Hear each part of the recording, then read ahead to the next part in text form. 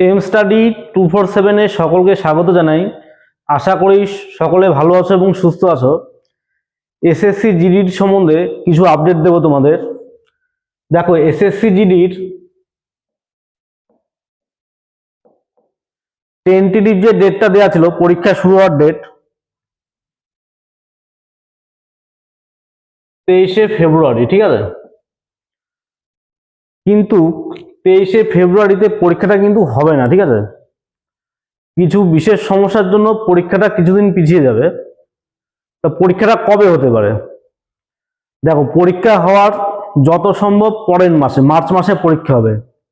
ফেব্রুয়ারিতে কিন্তু পরীক্ষা হওয়ার সম্ভাবনা নেই বললেই চলে, ঠিক আছে। তো মার্চ মাসের কখন হতে পারে পরীক্ষাটা? তো মার্চের আমার মনে হয় মার্চের সেকেন্ড উইক, ঠিক আছে, 8 থেকে 9 তারিখ এর মধ্যে শুরু হওয়ার সম্ভাবনা সব থেকে বেশি। মার্চের প্রথম সপ্তাহ কিন্তু চান্স কম শুরু হওয়ার, ঠিক আছে। দ্বিতীয় যে সপ্তাহটা সেকেন্ড উইক, এই 8-9 তারিখ, এটা কিন্তু সব থেকে বেশি সম্ভাবনা, ঠিক আছে। আর স্লট বুকিং কবে থেকে হতে পারে?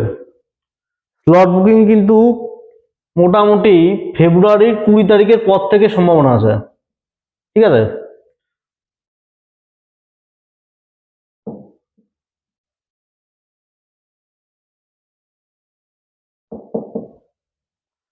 স্লট বুকিংটা তোমাদের হবে ফেব্রুয়ারির 20 তারিখের পর থেকে, ঠিক আছে,